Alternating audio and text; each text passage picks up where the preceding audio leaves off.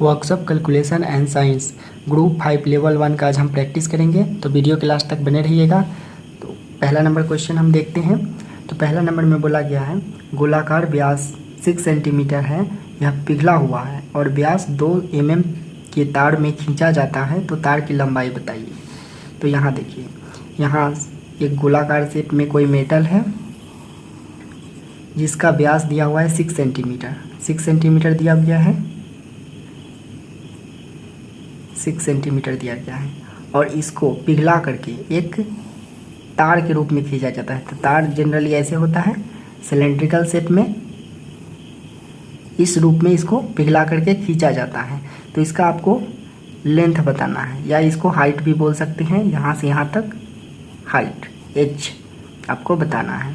लंबाई भी बोल सकते हैं इसको, हम यहाँ लंबाई ही लिखते l का व्यास दिया हुआ है 2 mm और यहाँ पे सेंटीमीटर में दिया हुआ है 6 सेंटीमीटर। तो इसको हमको mm में कन्वर्ट करना पड़ेगा। तो 6 सेंटीमीटर को हम mm में कन्वर्ट करेंगे तो कितना हो जाएगा 60 mm। 60 mm, तो यहाँ पे हम mm में लिखते हैं 60 mm। ये देखिए, ये गोलाकार है और ये हो गया हमारा बेलनाकार। तो ये दोनों का देखिए, इसको पिघला करके इस रूप में चेंज कर दिया गया है, जैसे इसको बेलनाकार रूप में पिघला करके इसको चेंज कर दिया गया। तो आयतन में कोई चेंज नहीं है, भले ही शेप में चेंज हो गया है लेकिन आयतन में कोई चेंज नहीं हुआ है। तो इस दोनों का आयतन सेम होगा, दोनों का वॉल्यूम बराबर है। वॉल्यूम का हिंदी में बोलते हैं आयतन। दोनों का आयतन का फार्मूला हम लिखते हैं यहाँ। तो एक गोलाकार या फिर स्फीयर का फार्मूला होता है आयतन का 4/3 पाई r क्यू। तो इस सिलेंड्रिकल का या बेलनाकार का इसका आयतन का फार्मूला होता है पाई r² l। देखिए यहाँ पे इसका हो जाएगा 4/3 पाई r। अब देखिए यहाँ पे 60 है, यहाँ से यहाँ तक व्यास दिया हुआ है, इसका डायमीटर दिया हुआ है 60। तो इसका r मतलब r होता है त्रिज्या, आधा होता है इसका त्रिज्या जिसको बोलते हैं हिंदी में। यहाँ से यहाँ तक होते हैं, यहाँ से यहाँ 30, फिर यहाँ 30, फिर यहाँ भी देखिए यहाँ 2 सेंटीमीटर है, तो आधा कितना हो जाएगा, इधर 1 और इधर 1। तो यहाँ पे हम r दिया हुआ है तो यहाँ आधा ही लेंगे, तो यहाँ हो जाएगा 30। तो यहाँ पे हम वैल्यू डालते हैं, इसका q है तो 3 बार लिखेंगे, इसको 3 बार लिख लिए हैं। फिर पाई हम लिख लेते हैं, फिर इसका r देखिए यहाँ पे आधा होगा इसका त्रिज्या व्यास का, तो यहाँ पे 1 का स्क्वायर हो जाएगा, तो 1 × 1 × l। तो यहाँ पे हम देखिए काटते हैं इसको, 10 बार में कटेगा, इधर पाई से पाई कैंसिल, तो यहाँ पे हम मल्टीप्लाई करते हैं। तो देखिए कितना है 30, 30, 10 और 4, इसको मल्टीप्लाई करते हैं तो कितना हो जाएगा 3 × 9 और 9 × 36। तो 36 1 2 3 0 3 0। तो यहाँ पे 3 को 0 लिख देते हैं। 1 में 1 से मल्टीप्लाई करेंगे 1 होगा, इधर l बच गया। तो l बराबर हमारा निकल गया कितना, l बराबर 36,000 mm आ गया है। तो फिर l बराबर, फिर आंसर में देखते हैं, तो आंसर में मीटर में दिया हुआ है, तो यहाँ पे हम इसको मीटर में कन्वर्ट करेंगे। तो यहाँ 36,000 mm है, तो इसको मीटर में कन्वर्ट करने के लिए 1000 से डिवाइड करेंगे, 3 0 से 3 0 कैंसिल, तो हो जाएगा 36 मीटर आंसर। तो इसका ऑप्शन नंबर 3 हो जाएगा, 36 मीटर ये वाला। क्वेश्चन नंबर 2 हम लोग देखते हैं। तो समानांतर में जुड़े 40 वाट की ट्यूब रोशनी अधिकतम संख्या में जो 5 एम्पियर फ्यूज के साथ 240 वोल्ट आपूर्ति से सुरक्षित रूप से चल सकती है। तो यहाँ देखिए, इस क्वेश्चन में बोला गया है एक फ्यूज है जिसका रेटिंग है कितना 5 एम्पियर। 5 एम्पियर है फ्यूज का रेटिंग, तो इसका वोल्टेज 240 वोल्ट है। तो इससे कितना ट्यूबलाइट हम लोग लगा सकते हैं जो सुरक्षित रूप से चल सकता है। तो यहाँ देखिए, पहले हम पावर निकालेंगे। तो पावर बराबर फार्मूला होता है V × I। तो यहाँ देखिए वोल्टेज है, यहाँ पे करंट दिया हुआ है, तो इसको हम मल्टीप्लाई कर लेते हैं। तो वोल्टेज है 240 और करंट दिया हुआ है कितना 5 एम्पियर है। तो पावर कितना हो जाएगा, इसमें मल्टीप्लाई करते हैं। तो यहाँ देखिए टोटल पावर आ गया है इतना 1200 वाट और ट्यूब लाइट है 40 वाट का, 40 वाट का ट्यूब लाइट है। तो इसमें हम डिवाइड कर देंगे तो हमारा टोटल ट्यूब कितना जल सकता है वो निकल जाएगा। देखिए 1200 है, तो 1200 में हम 40 वाट का ट्यूब लाइट है, तो 40 से हम डिवाइड करेंगे, कितना हो गया 30। तो यहाँ इसमें सुरक्षित रूप से चल सकता है कितना 30 ट्यूबलाइट। तो ऑप्शन में देखते हैं, तो यहाँ हो जाएगा 4 नंबर ऑप्शन। ये हो जाएगा करेक्ट आंसर। इसमें 30 ट्यूबलाइट आसानी से सुरक्षित रूप से चल सकता है। क्वेश्चन नंबर 3 देखते हैं हम लोग।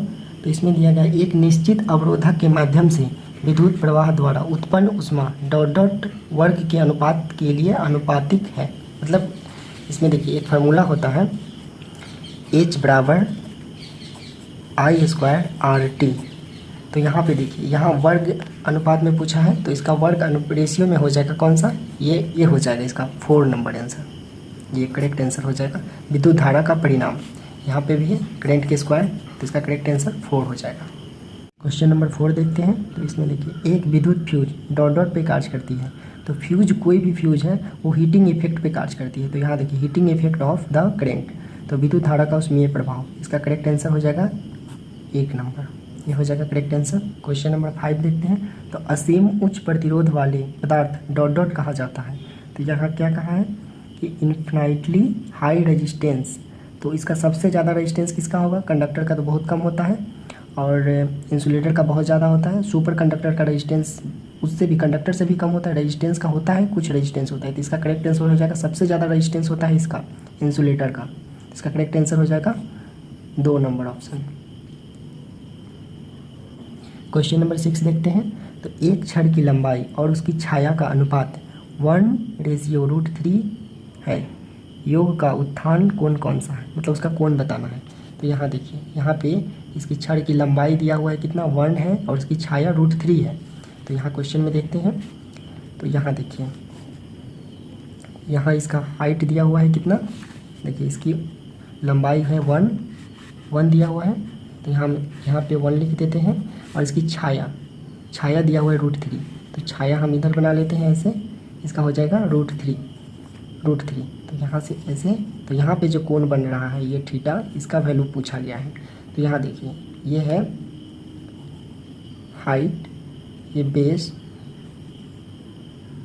जैसे इसको बोलते हैं लंब, आधार और कर्ण। देखिए यहाँ पे LAL/KA, ये हो गया लंब, कर्ण, आधार, कर्ण, लंब, आधार। तो ये हो जाता है साइन थीटा के लिए साइन थीटा, और ये हो जाता है कॉस थीटा के लिए, और ये टेन थीटा के लिए टेन थीटा। तो यहाँ पे देखिए कर्ण तो दिया नहीं है, यहाँ भी कर्ण यहाँ भी कर्ण, तो ये दोनों नहीं लगेगा, ये लग जाएगा। यहाँ पे L भी दिया है और A भी दिया है। तो टेन थीटा बराबर क्या हो जाएगा, टेन थीटा बराबर क्या होता है, टेन थीटा बराबर होता है लंब बटे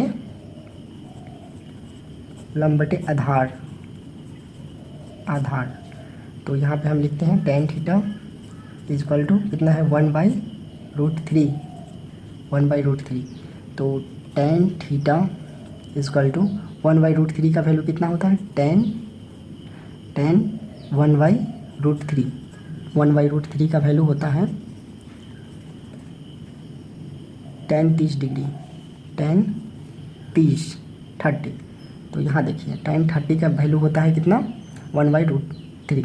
तो यहाँ टेन से टेन ख़त्म, तो थीटा बराबर हो जाएगा 30 डिग्री। तो इसका वैल्यू निकल गया कितना 30 डिग्री यहाँ पे। तो यहाँ देखिए इसका करेक्ट आंसर हो जाएगा 30 डिग्री। तो ऑप्शन नंबर 1 करेक्ट हो जाएगा। क्वेश्चन नंबर 7 हम लोग देखते हैं। तो इसमें बोला गया है एक वर्गबद्ध समीकरण जिसका एक रूट 2 है और रूट का योग 0 है, तो समीकरण क्या होगा। तो यहाँ देखिए ये जो वैल्यू दिया है 2, एक्स की जगह पे हम लोग x बराबर 2 डाल के देखेंगे इसमें कि LHS बराबर RHS होता है कि नहीं। तो यहाँ देखिए पहला नंबर है, तो पहला नंबर में हम देखते हैं x² + 4 = 0। तो x की जगह पर 2 डालते हैं, तो यहाँ पे हो जाएगा 2 का स्क्वायर + 4 = 0। तो यहाँ हो जाएगा इसका 4 + 4 = 0, 4 4 8 = 0। तो ये LHS बराबर RHS नहीं हुआ। फिर हम लोग दूसरा नंबर ऑप्शन में देखते हैं। तो यहाँ देखिए x² - 4 = 0। तो यहाँ पे देखिए x बराबर 2 रखते हैं, तो x² 2 का होल स्क्वायर हो गया -4 = 0। तो यहाँ क्या हो जाएगा 2 का स्क्वायर 4 - 4 = 0। 4 में से 4 जाएगा 0 = 0। तो LHS बराबर RHS हो गया। तो ये ऑप्शन करेक्ट है, ये समीकरण सही है। तो इसका करेक्ट आंसर हो जाएगा ऑप्शन नंबर 2। क्वेश्चन नंबर 8 देखते हैं इस वाले क्वेश्चन को। तो इस वाले क्वेश्चन देखिए P बराबर दिया हुआ है -6 7 Q -1, -5। तो इसको मानेंगे हम x1, इसको x2, इसको y1, इसको y2। इसको तो इसका फार्मूला होता है √100 इसके बीच की दूरी पूछा गया है, तो इसका फार्मूला होता है √100 x2 - x1 का whole square plus y2 - y1 का होल स्क्वायर। तो यहाँ देखिए इसमें वैल्यू डालेंगे, x2 कौन सा है -1, तो यहाँ पे हम -1 लिखते हैं, x1 है -6, तो यहाँ पे माइनस है, फिर हो जाएगा -6 का होल स्क्वायर प्लस फिर y2 हो जाएगा ये -5 -y1 7 का होल स्क्वायर। देखिए -1 माइनस प्लस 6 का स्क्वायर प्लस ये दोनों जुड़ जाएगा, तो कितना हो जाएगा 7 5 12, तो -12 का होल स्क्वायर। और इसको देखते हैं, इसमें से माइनस होगा तो कितना हो जाएगा -5 का होल स्क्वायर प्लस -12 का होल स्क्वायर। अब इसको स्क्वायर करेंगे तो माइनस हट जाएगा, तो स्क्वायर करेंगे तो 25 हो जाएगा, प्लस इसको स्क्वायर करेंगे तो इसका भी माइनस हट जाएगा, इसका हो जाएगा 144। दोनों को ऐड करेंगे तो कितना हो जाएगा 5 4 9 6 4 2 6 1, तो ये हो जाएगा 21 का रूट होता है, तो ये होता है 13 का होता है, तो ये करेक्ट आंसर हो गया। ऑप्शन में देखते हैं, देखिए यहाँ पे 30 है, तो इसका करेक्ट आंसर हो जाएगा ऑप्शन नंबर 3 30, ये करेक्ट आंसर है। क्वेश्चन नंबर 9 में हम लोग देखते हैं, तार का रेडियस यानी त्रिज्या दिया हुआ है 0.24 mm, तो महत्वपूर्ण अंकों को ध्यान में रखते हुए क्रॉस सेक्शन का क्षेत्रफल बताना है, डॉट होगा। तो यहाँ देखिए, यहाँ पे एक तार का रेडियस है, जैसे ये कंडक्टर है, ऐसे तार, इसका रेडियस यानी यहाँ से यहाँ तक इसका डायमीटर हो जाएगा, यहाँ से यहाँ तक त्रिज्या, तो इसका दिया हुआ है इसका 0.24, तो इसका क्रॉस सेक्शन एरिया बताना है इसका। तो इसका फार्मूला होता है क्रॉस सेक्शन एरिया का, क्या होता है, एरिया बराबर πr²। तो इसको हम लोग लिखेंगे, r का वैल्यू यहाँ पे दिया हुआ है 0.24 mm, तो पाई का मान होता है 3.14, 22/7 भी लिख सकते हैं पाई का मान, कैलकुलेशन करने में आसानी हो इसलिए हम लिख रहे हैं यहाँ पे। फिर r का मान लिखते हैं 0.24 × 0.24, यहाँ पे mm होगा, यहाँ पे mm होगा, तो mm² हो जाएगा। इसको हम मल्टीप्लाई करेंगे तो आ जाएगा, इसको मल्टीप्लाई करेंगे तो आ जाएगा 0.18 mm², इतना आंसर इसको मल्टीप्लाई करने से आ जाएगा। तो इसका करेक्ट आंसर हो जाएगा ऑप्शन नंबर 3। क्वेश्चन नंबर 10 देखते हैं, निम्नलिखित में से कौन सा परिभाषिक शब्द विद्युत परिपथ में विद्युत शक्ति का प्रतिनिधित्व नहीं करता है। तो इसमें पावर बराबर फार्मूला पूछा है कि इसमें कौन सा नहीं होगा, इस ऑप्शन में दिख रहा होगा आपको, इसमें से कौन सा नहीं है। तो देखिए पावर बराबर फार्मूला होता है V × I, और V बराबर होता है IR, ये होता है। तो यहाँ पे देखिए, यहाँ पे पावर बराबर V की जगह पे इस V का V बराबर वैल्यू है, ये हम डाल सकते हैं, तो यहाँ पे हम लिखते हैं I × R × I, तो इसमें हम मल्टीप्लाई करेंगे तो कितना हो जाएगा I² R, ये वैल्यू हो जाएगा। तो यहाँ पे देखिए ऑप्शन नंबर 1 में है, तो ये करेक्ट है।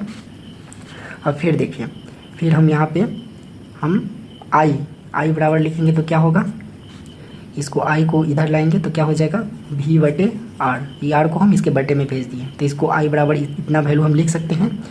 तो पावर बराबर फार्मूला होता है V × I, तो I की जगह पर हम इतना वैल्यू डालेंगे, ये वाला, तो पावर बराबर होता है V × V/R, I की जगह पर इसका वैल्यू डाले हैं, तो P बराबर हो जाएगा V² बटा R। तो यहाँ देखिए, यहाँ पे भी है V² बटा R, तो ये भी सही है। और पावर बराबर फार्मूला होता है VI, तो ये भी है यहाँ पे पावर बराबर V × I, लेकिन ये वाला नहीं होता है, I/r², ये नहीं होगा, तो इसका ये गलत है, तो इसका आंसर करेक्ट ये हो जाएगा। इसमें पूछा प्रतिनिधित्व नहीं करता है, मतलब उसको फॉलो नहीं करता है, तो इसका मतलब ये फॉलो नहीं कर रहा है, ऑप्शन नंबर 2, तो ये करेक्ट आंसर हो जाएगा। क्वेश्चन नंबर 11 में देखते हैं, तो इसमें पूछा है तांबा धातु की प्रतिरोधकता निम्न कारकों में से केवल एक पर निर्भर करती है, यह कारक क्या है? तो यह हो जाएगा इसका तापमान, टेम्परेचर पे, क्योंकि मेटल का जो होता है PTC होता है, पॉजिटिव टेम्परेचर कोफिशिएंट होता है, तो इसमें जितना हम उसका टेम्परेचर बढ़ाएंगे तो उसका रेजिस्टेंस क्या होता है, रेजिस्टेंस बढ़ता है कोई भी मेटल में। तो ये तांबा है, तो इसका टेम्परेचर पे डिपेंड करेगा, अगर इसका टेम्परेचर अगर बढ़ता है तो इसका रेजिस्टेंस बढ़ेगा, तो इसका करेक्ट आंसर हो जाएगा ऑप्शन नंबर 3, तापमान। क्वेश्चन नंबर 12 में देखते हैं, ऊर्जा की SI इकाई क्या है? ऊर्जा की SI यूनिट क्या है? तो ऊर्जा की SI यूनिट होता है जूल, तो ऑप्शन नंबर 1 करेक्ट होगा इसका आंसर। क्वेश्चन नंबर 13 में देखते हैं, एक बॉडी अपना यात्रा पहले आधा हिस्सा 40 मीटर पर सेकेंड और दूसरा हिस्सा 50 मीटर पर सेकेंड में पूरा करता है, तो इसका औसत वेग क्या है? इस क्वेश्चन में पूछा है इसका एवरेज वेग निकालना है, तो इसका फार्मूला होता है 2uv/u+v।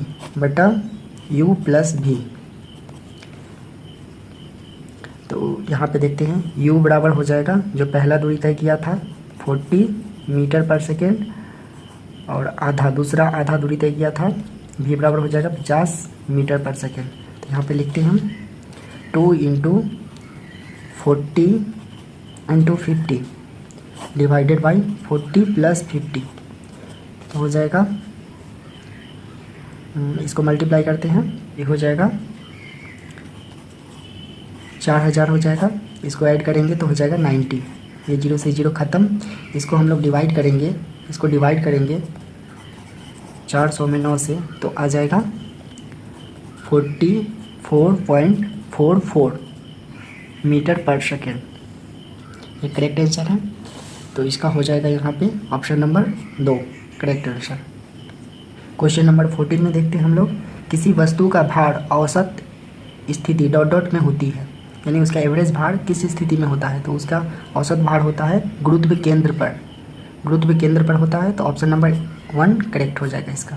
क्वेश्चन नंबर 15 में देखते हैं, एक स्टॉप घड़ी की कम से कम गिनती 0.2 है, एक पेंडुलम 0.2 सेकेंड है, देखिए इंग्लिश वाले में सेकेंड लिखा है, इसमें सेकेंड छूट गया इसका, तो एक पेंडुलम के 20 दोलन का समय 20 सेकेंड के रूप में है, परसेंटेज एरर आपको निकालना है, हिंदी में अधूरा है क्वेश्चन, तो इसको निकालते हैं हम लोग। तो परसेंटेज एरर बराबर होता है, फार्मूला होता है लिस्ट काउंट होता है लिस्ट काउंट बटा मेजर वैल्यू